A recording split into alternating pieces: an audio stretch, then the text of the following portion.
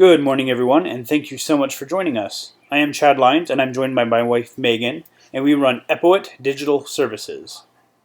Before we get started, I'll just take a quick 30 seconds to tell you a little bit about us.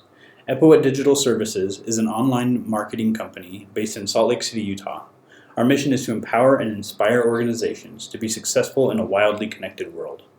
At Epowet Digital Services, we do two things really well. One, we build websites that increase conversions and grow revenue. And two, we create online sales funnels that maximize marketing ROI. We're really passionate about helping people who help people. And as part of fulfilling our mission, we put a lot of focus and energy into educating health organization leaders on how they can use online tools to be successful and grow their business. What we're going to show you today is part of the process that we use with our clients. This framework can help you grow your business by 40, 50, even 60%. And many of these principles even translate across industries. So what exactly are we going to talk about? What we're really going to talk about is building effective sales funnels. So our agenda is this. We're going to talk about the different traffic capture methods, how to guide visitors to a revenue generating opportunity, and how to effectively follow up with unclosed leads. Specifically, we're going to talk about understanding your online sales funnels. Next, we'll talk about how to use on-site search engine optimization techniques to ensure that your customers can actually find you. I'm also going to talk a bit about choosing keywords, your online reputations, why links are important, and some basic link building strategies. Third, content is king. I know you've heard it, and I know the idea of publishing one or more blog articles a week can be daunting, much less your daily social media content. Facebook, Twitter, Instagram, YouTube, podcasts, etc. It can be a lot, I know. But we're going to show you how you can create and repurpose primary content that will simplify this process and save you time. Fourth, we're going to talk about how to do paid advertising right. There's nothing worse than launching a massive, expensive campaign and watching it tank. I've been there, and maybe you have too. We're going to give you some strategies to help you avoid these expensive failures. Fifth, we're going to talk about how to design your website in such a way that your visitors are converted into patients. Now, there's a lot of people out there who want to build you a beautiful website that captures the essence of your practice. I'm actually one of them. But if you're a new or growing practice, that's not sufficient. The purpose of your site is to guide your visitors into a revenue generating opportunity, and that's what we're going to talk about here. Finally, no matter how good you are, not all of your visitors will immediately turn into patients. So we're going to talk about how to turn warm leads hot with a few simple but effective email marketing campaigns. There are three core stages of an online sales funnel. First, lead generation, attracting your ideal clients and guiding them to your landing page. Second, lead nurturing, continuously providing genuine value and establishing yourself as an authority in your field. Third is converting leads into clients, earning the business of your leads. So here's an example of an online sales funnel done wrong. This funnel uses only two traffic capturing methods, SEO and print advertising, and then sends the visitor to the provider's homepage. Their website has the correct structure, but it doesn't guide the visitor through the process. Visitors are left to just wander around, with the provider hoping that eventually they'll call or schedule a consultation. In terms of lead capturing, sending traffic to your homepage is just about the worst thing you can do. What you see here is a much more effective way. There are several traffic capturing methods that all lead to a specific landing page. Then that landing page offers a free consultation, in this example, which could lead to a revenue generating opportunity. The idea here is to have the least amount of resistance possible between your visitors and a scheduling opportunity, while still capturing whatever information you need along the way. Your entire marketing strategy should be built around creating and optimizing these effective online sales funnels. And this is pretty simple, right? Now, you may be wondering where your website plays into all of this, and the answer is that it doesn't.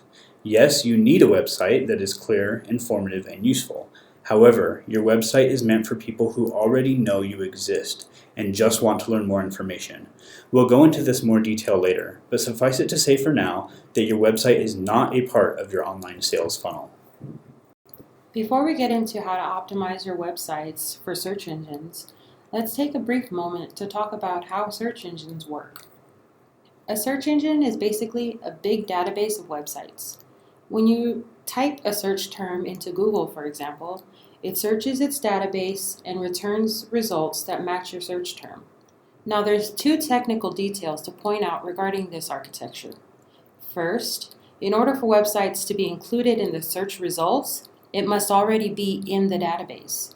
Second, search engines use programs called bots, crawlers, or spiders to find new websites and add them to the database. So why is all of that important? Because there are actually 4 things that you can do to ensure that your page is being crawled by those programs and being added to search engine indexes. 1, you need to know the words that people are using when looking for your service, and you need to have those keywords in the primary places on your website, such as headings, links, alt image texts, etc. 2, your site's layout should be hierarchical, logical, and organized so that it's easier for those programs to crawl. Third, search engines should be able to determine the context of your website based on your headings, content, links, etc. For example, rather than having a link that says click here, you might say something like, click here to learn more about the benefits of the service you provide. And 4, you should have a document called sitemap.xml. This file, properly formatted, acts as an easily searchable and indexable map of your website. So let's take a quick minute to discuss keywords. Keywords are the words that people use to type into a search engine to find what they're looking for. When deciding which keywords to focus on, realize that there are 2 types of keywords. Short-tail keywords are those that are extremely popular and are used often. They're pretty vague, and getting a high ranking with those keywords is going to be very difficult. For example, let's say you're looking for a doctor. If you go into Google and type in healthcare, you're going to get results on everything from healthcare policy to health insurance to your local optometrist. Then there's long-tail keywords. These, on the other hand, are much more specific. They are used much less often, but that has 3 great benefits for you. First, there's less competition to rank in those keywords. Second, these keywords are much more relevant to what people are actually looking for. And third, because they're more relevant, they also have a much higher conversion rate. An example of a long-tail keyword could be best optometrist in South Salt Lake. Another thing to understand about keywords is the best keyword may not be obvious to you. Why? Because you have the insight into terminology and details of your expertise. Your patient isn't going to do a Google search for preauricular pit. They're going to Google, what's the hole at the top of my daughter's ear? The trick is to use keywords that capture the intent of your patients, rather than what might be technically correct. Okay, so now that we understand how search engines work, what keywords are, and how to choose them, we can finally get into the nitty-gritty of applying that knowledge to your organization's website. And this is surprisingly simple. Once you've decided on your keywords, you want to put them in the parts of your site that search engine bots deem most relevant. These are things such as your page titles, your URL slugs. Oh, okay, so what's a URL slug? Well, let's say your website is called jjmedical.com and you have a services page. Your URL slug then might be /services, as in jjmedical.com/services. You also want to include your keyword in your headings and headlines, links, image alt text, and body text. What are links? They are references back to your website from another website. Sites that have a lot of links back to them are prioritized by search engines. And as if it's not complicated enough, not all links are created equal. Having a link to your website show up on the New York Times website, for example, is much more valuable than one from your brother-in-law's Game of Thrones fan page. So how do you get high-quality links? Well, there's 2 strategies we're going to give you. And keep in mind, the strategies that you use should be specific to your organization and even specific to your clients. But our goal here is to get you started. First, some sources of high-quality links include things like editorial sites. Think news sites or high-quality, popular blog sites. Aggregation sites are good as well. Healthcare-specific sources are extremely valuable. Publications, specialty groups, etc. Another good source are directories. Now, having said that, not all directories were created equal either. Healthcare-specific and especially local directories are valuable. However, there are low-quality directories, basically just long lists of links that are trash and can actually hurt your search engine optimization. A lot of folks try to sell links, 1,000 links for $500, that sort of thing. That's what they're selling. It might give you a temporary boost in the beginning, but long term, it's a bad strategy. Don't fall for it. Social media's posts are another good source for links. They're not as valuable as some other link sources, but they help, and they're relatively easy to get. If you have a social media campaign, then you can be putting links to your website out there pretty consistently. That has the dual benefit of driving traffic to your site and improving your SEO. The last thing we'll mention has to do with your content. Again, we're going to be going over this in more detail later, but you should be creating and distributing valuable content on a regular basis. This is a long-term and highly rewarding strategy. So how can you get started? First things first, make sure that you're listed in relevant directories. You need to claim your practice in places like Google My Business, Yelp, Yellow Pages, etc. It's also worth getting listed in the Better Business Bureau, your local Chamber of Commerce, and any other local business listing sites. You can also reach out to other healthcare-specific sites or that serve the same target market as you do, and offer to provide guest posts or other content in exchange for a link back to your website. Again, content is a big part of this. The more high-quality content you have, the better. An often overlooked but very powerful part of your SEO strategy is maintaining a good online reputation. I'm going to share some statistics with you. 90% of consumers in the last year used the internet to find a local organization. 82% of customers read online reviews for local organizations. 85% of people trust online reviews as much as a personal recommendation. Think about that. That's significant because word of mouth is one of the most powerful marketing tools you have. When people start talking about your practice in a positive way and sharing their experiences with their friends, that's powerful. So think about that 85% statistic. A lot of people are reading reviews about your organization, and the vast majority of those people trust those reviews. And it behooves you to at least have some insight into your online reputation, and better yet, to have some control over it. So moving on, 87% of those who read online reviews also read the organization's response. That's a part of what I mean about having some control over it. You can take a proactive stance on this, and we'll get more into that in just a second. The last statistic I wanted to share is that only 53% of people would consider using an organization that has less than 4 stars. So take a look at your reviews and see where you are. If you have a high number of reviews and your average reviews are between 4 and 5 stars, then you're in a good spot. If not, then there's some work you can do. And if you're under 4 stars, then you need to start immediately. Can you imagine going to a plastic surgeon that had only like 3.5 stars? Like, whoa, what happened in those other low reviews? No way, you're going to the 5-star place. The point of this is that having an exceptional online reputation sets you above the competition. And as I said, you have some control over that. So let's talk about how you can increase your positive reviews. We're going to go over this at a pretty high level, but this can at least get you started. We'll take turns going over these points. The first thing is, foremost and always provide excellent customer service. Some people just want to complain, but 9 times out of 10, a negative review can be avoided simply by having a good bedside manner and providing an overall superior patient experience. I say simply as if it's easy. I know it's not. But as business owners, that's really what you are, right? That's what we signed up for, and we have to deliver on that promise to the best of our ability. The next thing is to have a plan. Your plan should be made up of 4 elements. Specific goals, such as raise your reviews by 1 full star within the next 90 days, the activities you're going to do to reach that goal, a schedule of when those activities are going to be performed, and finally, the metrics you're going to use to assess your progress, presumably the most important of which will be your actual review count and average rating. Next, you need to know where your organization is being reviewed. Google, Facebook, and Yelp are some of the obvious ones, but there are others as well. I'll give you a quick list real quick. You've got your major platforms that I mentioned, local business review sites, online directory, and your healthcare specific sites. Now let me say this. I've seen some doctors sporting 4 and 5-star reviews on health grades, but being the 2s or 3s on Google. So let me ask you, where do you think that 90% of your traffic is looking first? You need to have high reviews everywhere you're listed, and you need to prioritize those places where you're most likely to be seen first, because that first impression will stick. And once you know where you're being reviewed, you can begin monitoring your reputation. You do this by watching your reputation and watching the sentiment trends around it, and also by watching your competitors. There's a few things you can learn from doing that. You can see what they're doing better than you, and you can also see where they're lacking and how you can outshine them.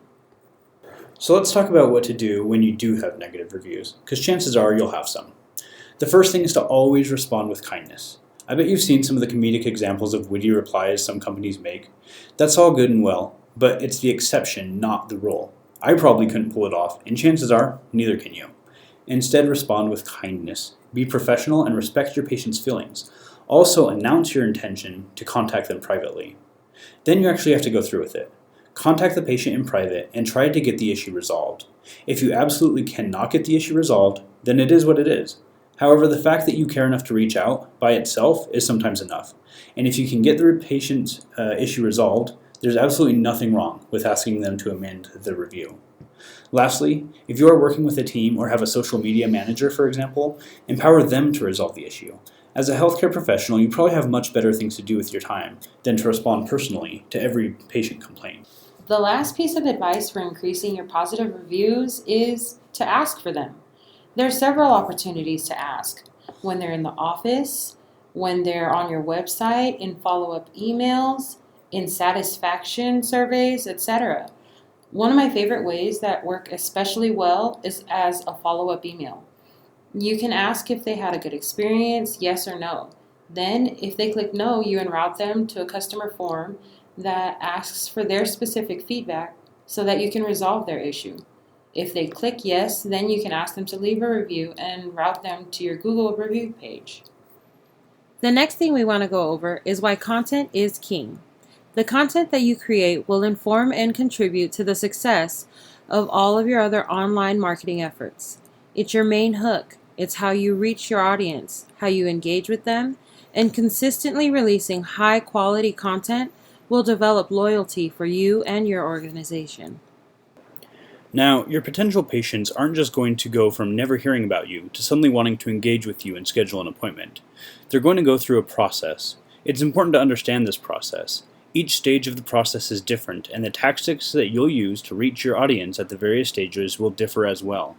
And if you're providing bigger ticket services and long sale processes, then you'll need a vast variety of content for each stage. So it really just depends. But again, this is meant to give you a basic overview, and then you can tailor it to fit you specifically. The first stage is awareness. This is not necessarily awareness about you or your business. It's the patient's awareness of their problem. They're tired of wearing glasses, their nose are too big, whatever it may be. Your job is to be findable so that you can be the one to solve those problems. There's several different types of content that you could use to reach people at this point. The first one is with articles. The format of these posts should follow the simple outline. First, identify with the patient by validating and empathizing with their problem. Talk about a time when you or another patient had a struggle against a similar problem.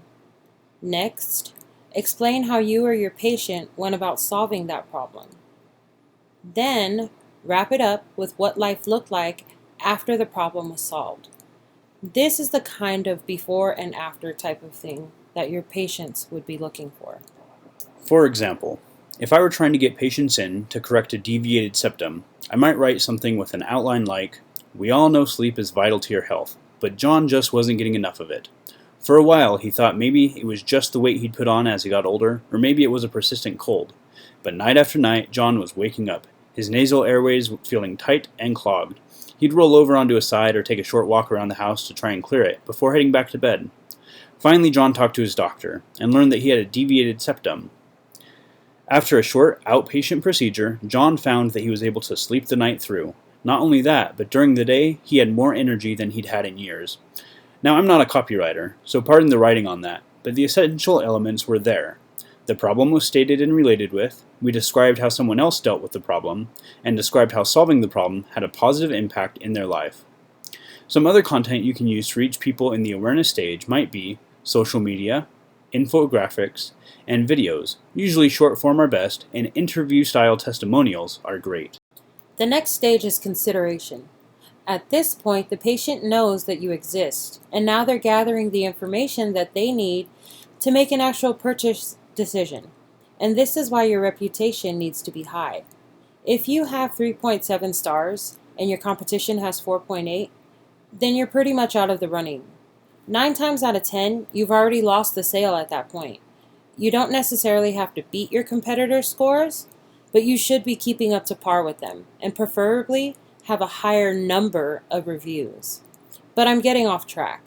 When it comes to content for this stage in the buying process, you want to focus on providing 2 things. First, true value to the prospect.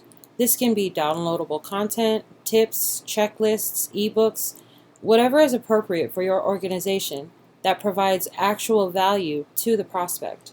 You can even offer discounts and incentives at this stage, but that's kind of secondary.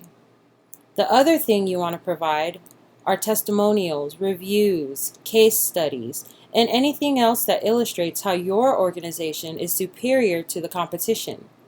In the tech space, a lot of companies use comparison charts to put their feature set against those of their competitors. That's a very function-driven market, and so that strategy works. You need to experiment a bit and find out what works for you. After the consideration stage is the conversion stage. By this time, the prospect has validated their problem, they've assessed their options, and they're ready to make a purchase decision. By this stage, your selling is mostly done, and now you're just sweetening the deal. This is where you really want to offer your discounts and promotions and reaffirm the benefits of choosing you. The next stage is the follow-up. Once you've gotten the appointment scheduled, the most important thing you need to do is to deliver on the promise that your marketing made. That means delivering high-quality service and an excellent patient experience.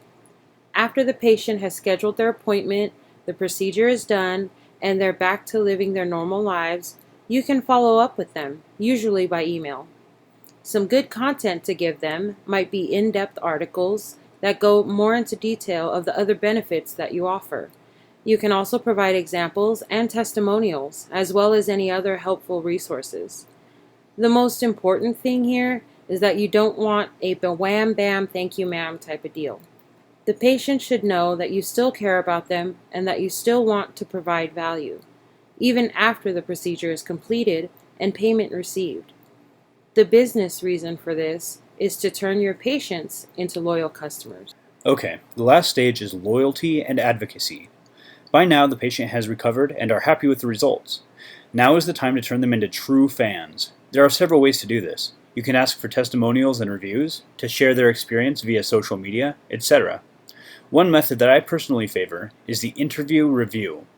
This is a recorded interview that you have with the patient where they can talk about the benefits of your service and how their life is so much better post-procedure. So let's talk about how to actually create content. There's a simple process for creating high-quality content. First, you need to understand your business goals. Are you trying to drive awareness around your brand or service? Do you want your audience to consider you over your competitors? Do you want to educate or inspire? Are you just interested in getting patients into the office?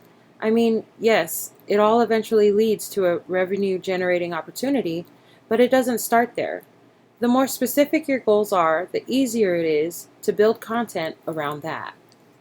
Once you've taken the time to map out your goals and how you want to approach the different stages of the buying cycle, the next step is to develop a content strategy. That is, what are you actually going to talk about? I'll give you a little hack for this part. What you really want to do is answer the questions and solve the problems that your patients have at each stage of the buying cycle. So how do you know what questions or problems they have? Google it. Think about the buying stage and Google the questions that your patients might be asking themselves at that point, and see what kind of results you get. And when you're consulting with prospective patients, it's even easier. Just keep track of the questions that they ask you and create content that answers those questions. I know that we've mentioned that content is integral to your overall marketing strategy. We want to give a few quick examples of why that is.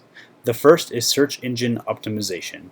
After researching what patients need, you can further tailor your content to match SEO-focused keywords to boost your on-site SEO. Additionally, as you create and share high-quality content, other people will share it as well, and you'll get high-quality links back to your site.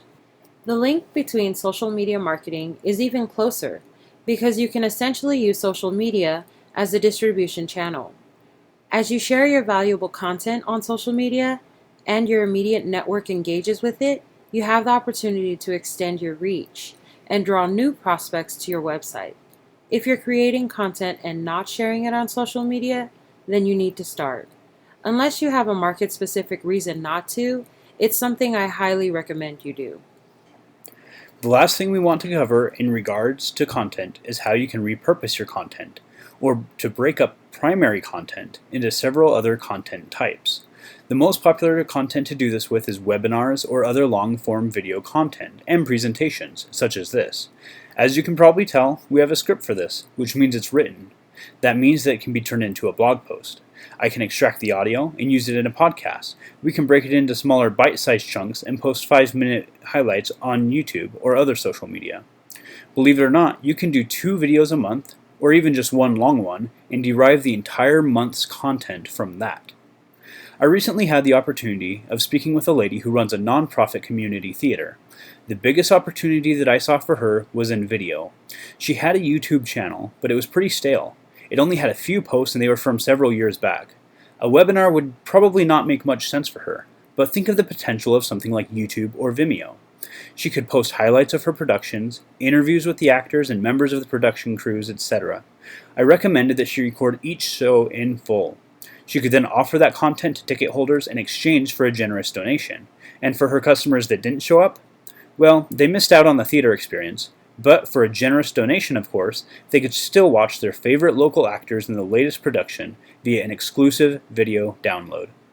That content wasn't just a way to promote the main product, but could also become another product all on its own. Your content doesn't have to be perfect. In fact, as long as you're creating content regularly and that content is valuable, then you're off to a good start and you'll naturally improve as you go. Okay, let's move on. Let's talk about paid search and paid advertising. Specifically, we're going to focus on Google AdWords and we'll briefly touch on Facebook ads. Now, paid search, when managed correctly, has the potential to be highly effective. It puts your ad right in front of the user, wherever they are. For example, Google ads show up at the top of the search results, and Facebook ads can show up right in the user's feed. Unlike SEO, Google AdWords ads show up immediately. You don't have to wait until the page gets re-indexed or anything like that. As soon as you launch your campaign, it's live. You can also use advanced targeting techniques to ensure that your ads are getting in front of the right people. It's better to be seen by 100 pre-qualified users than it is to be seen by 10,000 random people. These ads are also very flexible. If you want to make updates or changes to your ad, you can do that pretty quick. And again, the changes show up almost immediately. Finally, these campaigns can provide real-time data. This allows you to watch how your campaign is performing and to make tweaks and changes as necessary to maximize your investment. Now, I know we talked about keywords when discussing SEO, but keywords are the building blocks of an AdWords campaign. And so we're going to take a in-depth look at what they do.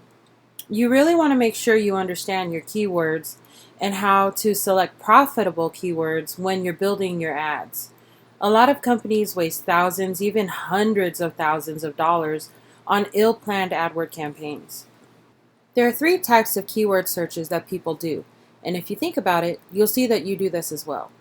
First is a navigational search. In this search, the users type their intended organization or website along with what they're searching for. For example, Mountain Valley Maternity Ward. The next type of search is the transactional search. In this search, the user is specifically trying to purchase a product or schedule an appointment. For example, schedule a consultation with Mountain Valley Maternity Ward. The last type of search is the informational search. This is the most common type of search, and this is the type that you're going to try and capitalize on in your AdWords campaign. An example of an informational search might be Best Maternity Ward in Utah. Now, the thing about informational searches is that they reflect the user's intent. A user who searches for the features of the best maternity ward does want to know that information, but their end goal is to actually have a baby somewhere they feel comfortable. And so if you have an ad for that, then you need to make sure that you're doing 2 things. First, you're answering the question they're asking, and 2, you're providing a way for them to meet their end goal. In just a minute, we're going to give you a 4-step process for how to create ads based on user intent. But first, we want to talk about the types of keyword matches. This is information that you'll need to know when building your campaign, and the way that you configure this can greatly change the profitability. The types of keyword matches are, first, an exact match. Here you're basically saying that the user has to type in your exact keywords for there to be a match. Similarly, with a phrase match, you're specifying that you want your keywords to show up in the order you've specified, but there can be words before or after as well. A broad match, on the other hand, is a bit more flexible. This allows matching based on related searches and synonyms. Usually this is the default type, and unless you know what you're doing and have a good reason for choosing another matching type, this one's usually best. Now, a modified match is a combination of a broad match and a phrase match. The only reason I don't recommend this over a broad match is because it's very possible to show up in completely unrelated searches. Finally, a negative match. It allows you to disable your ad if there are any irrelevant matches. For example, let's say you don't want your ad to show when the terms include the words worst or bad. You can include those words as a negative match so you're not showing up there. Okay, so we've talked about the different types of keywords and matches that there are, and we've talked about the importance of trying to match to users' intent. So now we're going to give you a strategy for actually doing that. Creating ads based on the searcher's intent can be done in 4 steps. First, try to anticipate the questions, i.e. informational searches, that people might have in relation to your product or service. If you're a dermatologist, for example, you might have prospects asking, "How can I tell if a mole is cancerous?" Second, ask that question yourself. Go into Google and perform that search, and take note of the types of results you're getting. Chances are that they will contain other keywords you may not have thought of. Take note of those keywords. Third, research the keywords you found. There are a few different online tools that you can use to do this. I recommend Google Keyword Planner or wordtracker.com. In research, you're looking for keywords that are performing well and don't have a whole lot of competition. Once you've decided on a few high-performing, low-competition keywords that are highly relevant to your product or service, then you want to create your ad campaigns around those. Remember, these are most likely going to be the long-tail keywords we talked about when discussing SEO. Once you've landed on some good intent-focused keywords, the next step is deciding how you want to pay for them. There are generally 3 ways. The first is a popular pay-per-click. This is a good option if you're simply trying to get people to your site. The cost per click can vary, and it can change your per demand. You can either set up automated bidding, where your account will automatically bid to use the keywords even as price fluctuates. Or what I recommend, at least until you get the hang of it, is setting up a maximum cost per click. Your account will continue to automatically bid on the keywords until it hits the maximum. The next way is to pay per view. In this case, you're paying a cost per 1,000 ad views. This option can be helpful if the goal of your campaign is to simply drive brand exposure. I don't use this a whole lot, to be honest, but that's not to say it's not effective. Finally, there's cost per acquisition. I use this one quite a bit. With this option, you're required to put a tracking code on your website. And then what happens is that when a person clicks on the ad, moves through the funnel, and eventually makes an appointment or submits a form, then you pay a certain amount for that. This will cost a bit more, but in my opinion, it's worth it because it ensures you're only paying for leads and prospects that make it all the way through your funnel. After you've decided what type of campaign you want to run, you can begin working on writing a compelling ad. Now, when you're writing your ad, you want to focus on emphasizing those benefits, features, discounts, what have you, that separate you from the competition. Remember that you're primarily appealing to people's emotions, so a long list of technical features is probably not going to get the job done. Instead, you want to focus on the outcome, how your organization can help the user meet their goal, and how they'll feel once they do. Your ad should also include a clear call to action. You want them to compare you against your competition, or you want them to download your ebook, or you want them to book an appointment. Whatever it is, it needs to be absolutely clear to them what the next step is. Okay, let's talk briefly about Facebook ads, and then we'll move on to designing your landing pages. What we'll talk about here is the elements of your ad, the best purchase option, and then I'll give you a tool to cheat a little bit. There are 4 elements of a Facebook ad. First is the image or video. This is what's going to capture your audience's attention. It needs to be something bold, especially if you're advertising in the user's stream. You need to make sure that your ad stands out against all of the other content that's flowing downstream. Your image or video should be able to immediately capture your people's attention. And to be honest, it doesn't even have to be directly related to your offering.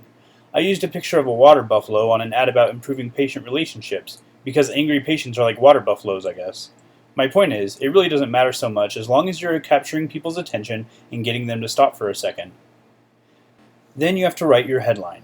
Your headline should do 2 things. First, it should qualify your leads, and second, it should inspire them to act. A good, easy way that I've found to do this is to ask a question and offer a solution. If you're a dentist, for example, you can accompany a picture of a person with a beautiful smile with the heading, "Have you been ignoring your oral health? Sign up for a consultation for free." Not only are you identifying a problematic behavior, but you're offering a chance at a solution for free. Next is your content. There are a few different ways that you can do your content. You can do short and sweet, highlighting only 1 or 2 primary benefits of your offering, or you can go long. Generally, I recommend going short and sweet, but there are times when something requires a bit more detailed explanation. Longer form content can also be effective when you have an extremely well-defined and narrow niche. If you're able to reach people on a very specific issue, then you can use the ad to discuss, empathize, or educate them more about that issue. So, like so many things, you ultimately have to decide based on who your market is and who your patients are. Finally, there's the call to action. This is the little button below your ad. Usually, you'll say something like sign up, learn more, schedule now, etc. You're basically using this spot to, in 1 or 2 words, invite the audience to move to the next step in the funnel. Moving on to the best purchase option. In my experience, it's the cost per acquisition option. By choosing that option, you only pay for visitors who convert, and so you don't have to worry about overpaying for a bunch of unqualified leads, especially when you're first starting out. Comparing your number of clicks to your number of conversions, i.e. your conversion rate, can help you understand how your ad is performing in the beginning. Lastly, we just wanted to share this quick trick of the trade with you. That tool is the Facebook Ad Library. You can visit the Facebook Ad Library and see all the ads that are currently being run. It allows you to search by advertiser name, so you can check in on your competition. This is really powerful. You can take a look at what your competitors are doing. If their ads seem to be working, then you can do something similar. But if they're overlooking a specific angle, you can do something completely different to set yourself apart. And with that, we're going to move on to how to optimize your website for conversions. We've spent a lot of time talking about how to help people find your site. One thing we haven't discussed is what part of your site they should actually be led to. You never, ever, ever want to lead your traffic to your homepage. I know we mentioned that earlier, but it's worth reiterating. You see, there are actually 2 types of web pages that you have. Your main website, where you have your homepage, services, about us, and contact pages, has their purpose.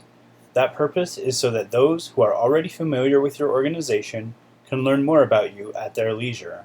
However, your main website is not, and should not be, optimized as part of your sales funnel.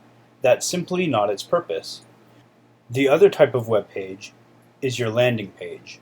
These pages are specifically crafted to guide leads from a specific campaign through the sales process. You should have as many landing pages as you have campaigns. Your Google Ads, Facebook ads, etc. should all be linking to a specific landing page. Let me reiterate, this is not your main website. Too many times I've seen doctors tell me, we have a beautiful new landing page. We're using SEO, AdWords, Facebook ads, etc., but we're just not getting the results. People click on the ads and then they just leave the site. Then I go in and take a look, and sure enough, the page is beautiful, but it's not a landing page. It's their homepage. Users are going there, not sure what they're supposed to do next, and then leaving.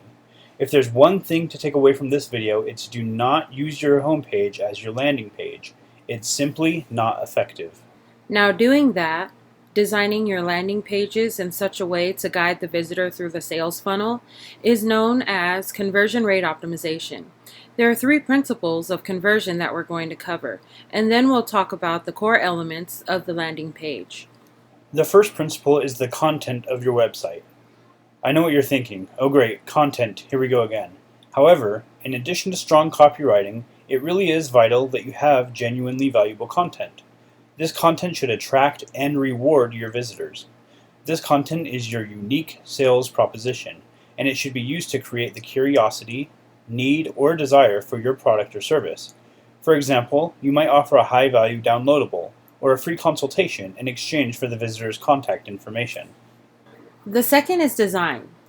There are really 2 parts of design. There's the aesthetic, or how pleasing the design is to the eye, and there's the conversion optimization. Although you want your landing pages to look nice, what you really want is for it to have a high conversion rate. We'll dig a little deeper into that in just a minute. And lastly, we'll talk about testing. So much of marketing is about experimentation. Nobody gets it completely right on the first try. Instead, you do your market research. Then you throw your marketing out there and see what performs. Testing, and even more testing is what helps us optimize and find what really works. Now your landing page should have just a few elements. First is what we call the hero spot. This is where the user's eye will usually land first, and this is where your most impactful message should be. Usually this is located on the upper left-hand side of your page. It should be bold, it should be beautiful, and it should immediately grab the visitor's attention. Second is your lead form or presentation. That could be a contact form, an appointment form, consultation, etc. But this is where 1, you deliver on the promise that you made in your ad, and 2, where the patient provides you with information you need to move them into the next step. Third is your content. A lot of people are going to reach your landing page out of curiosity. Your content is where you make the sale. I recommend sticking to bullet points that highlight the benefits of your service. If necessary, you can use short paragraphs, but this is not the place for long copywriting. Finally, you have your call to action. This is the book an appointment or schedule a free consultation button that you'll have beneath your form. Another thing to understand about designing your landing page is what goes above the fold and what goes below. The fold, if you don't know, is the scroll point. So when you visit a website, there's the stuff that you can see automatically when the site first loads. That's above the fold. Then you can scroll down to see more content. Anything that you have to scroll down to see is below the fold. Typically, you want to have at least your hero spot and presentation above the fold. However, if you find that most of your visitors are curious and not ready to buy, well, first off, you may want to adjust your ad to make sure that they're truly relevant. But you can also try moving the content portion above the fold and see if that increases your conversion rate at all. The last thing I want to talk about in terms of design is what's called information sent. Basically, this means that your message or your offer is consistent from the beginning of the sales funnel to the very end. For example, if your Facebook ad advertises 25% off, then each and every page the user visits should reiterate 25% off until they've booked an appointment. It should be that way with everything. The message you convey, the style in which you do it, your writing, your imagery, it should remain consistent throughout the entire process. That's one of the main problems with using your homepage as a landing page. It's completely inconsistent. Your visitor should never stop and wonder, wait, how'd I get here? Okay, so we've talked about content and we've talked about design. Let's move on to testing. There are 2 types of testing that we're going to talk about. The first is improvement testing, which is basically testing various versions of an ad to see which performs better. The second is heuristic testing. This is similar to quality assurance. It basically means testing your sales funnel to ensure that it adheres to some of the best practices that we've gone over today. There are 2 ways to go about improvement testing. The first is to do an A and B test. This is where you run 2 ads or use 2 different landing pages with only one single element different between the 2. For example, it could be the headline. Then you see which one performs better. If there's a large margin, then you know that one version is much more effective than the other. I really recommend doing A/B testing constantly. You should always have at least 2 ads active at any given time, and constant testing means constant improvement. The other kind is multivariate testing. This is similar to A/B testing, except that with multivariate testing, you're changing several things. For example, using 2 completely different landing pages. This is a good way to test different concepts rather than specific elements. Heuristic testing is not going to give you the same concrete metrics as improvement testing. However, it can be done quicker and can be used to test different things. For example, you can do an observational test, which is where you have an individual go through your funnel, from clicking the ad to scheduling a consultation. During this process, you can watch, but you wouldn't want to interfere at all. You want to watch where they get hung up, any issues they run into, or any distractions they have. You can then use that observation to streamline the experience. You can also do persona evaluation. This is where you create a fictitious person, i.e. your ideal patient, with a detailed background and specific needs and goals. Then you walk through your funnel and ask, is this relevant to the person? Are there questions or objections that this person would have at this point that I'm not addressing? Heuristic testing can be a great way to tease out issues that wouldn't be obvious otherwise. Now, believe it or not everyone who visits your site is going to walk away as a new patient. And that's okay. Some of your patients take longer to move through the buying cycle than others, and some people are just browsing. No matter the situation may be, though, you want to make sure that you capture their email address so that you can continue to communicate and offer value to them. There's 2 reasons why you should be emailing your patients and prospects. The first is that email, more than any other form of online marketing, consistently delivers a high return on investment. The second is because 70% of people actually prefer to get brand communication via email over any other form of communication. In short, you should be emailing your patients because that's what they want and it's what they'll respond to. There are a few different ways that you can capture an email address. The first is simply to have a sign-up form, asking people to subscribe to your newsletter. That's pretty standard and it's somewhat effective. But the better way is to offer something of value in exchange. This is your enter your email address to download this white paper type of offer that I'm sure you're familiar with. Now, I know these can be annoying, but here's the thing. If your patient really needs the information that's behind that sign-up, and if it provides legitimate value, you'll get your sign-ups. Another thing that you can try is a joint venture or a co-promotion. In this arrangement, you develop a list with a shared partner. For example, a partner might promote a piece of content that you're giving away for free, meaning in exchange for an email address, of course, or share a discount that you're offering. Of course, these arrangements work best when you and your partner serve the same market. A few other details about getting new email addresses. First, in order for you to add an email address to a marketing or subscriber list, the user has to give express consent. That means that they understand that they're opting in to receive ongoing communication from you, and they know exactly what they're getting in return, that is, your value offering. Second, I highly recommend a double opt-in. So what's a double opt-in? Well, it's when someone enters their email address to get your material, and then they receive an automated email message asking them to confirm their subscription. I know that might seem counterintuitive. What if they just change their minds? Well, that's kind of the point. When it comes to building your list, you want to focus on quality over quantity. Also, email lists that use double opt-in have a 250% higher click-through rate. So not only are you being respectful of your patients, you're also pre-qualifying them. So let's jump right into the meat and talk a little bit about the anatomy of an effective email. First things first, the most important part of your email is the subject line. More than anything, the subject line contributes to the open rate, the percentage of recipients who actually open your email. Your subject line should be relevant and timely. This is not so different from the heading for a Facebook ad. You want to capture your audience's attention and pre-qualify them. The next most important part of your email is a clear call to action. And when I say clear, I mean that it should be immediately obvious and impossible to miss. Think about how you react to marketing emails. You don't read them word for word, do you? I mean, not unless you're extremely interested in what it's saying. Most of the time, we just skim over it, maybe taking an extra second or two to read something that really stands out. The reality is that you have 1 second to engage the user before they delete or archive your email. Understanding this behavior, the very first sentence or heading of your email should set up the benefits of the offer. Then you should include short, clear headlines and a small paragraph format. Use bullet points whenever possible. Okay, so you've exchanged something of real value and gathered several email addresses. You've crafted a great email and sent it out. But how do you measure whether or not that email campaign was actually successful? There are 3 metrics that you want to watch. First is the open rate. This indicates how many people actually opened your email. Next is the click-through rate. This tells you how many people clicked on your call to action and made it to your landing page. Last is the conversion rate. This is how many people that made it to your landing page ended up taking that final action, whether that be setting an appointment, scheduling a consultation, what have you. Now, these are really convenient metrics because they tell you exactly what's wrong. If you have a low open rate, then you need to improve your subject line. If you have a low click-through rate, then you need to sweeten your call to action.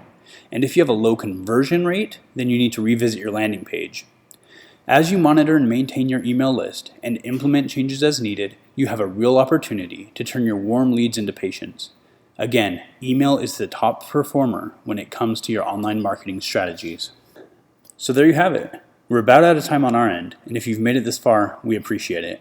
And we really hope that you found this to be informative and useful. We've covered online sales funnels, search engine optimization, content and social media, paid advertising, conversion optimization, and email marketing. We've tried to be able to cover as much as possible, but believe it or not, this was pretty high level. There are a lot of deeper dives we can do to really dig in and tease out the details of some of these topics. Even so, I think that we've given you enough to get started. If there's anything you'd like to learn more about, anything that you feel like maybe we didn't go deep enough or even overlooked, please reach out to us. And of course, if you feel like we can help you in your online marketing efforts, we would love to hear from you. You can reach us at hello@epowet.com or via the links below. Take care.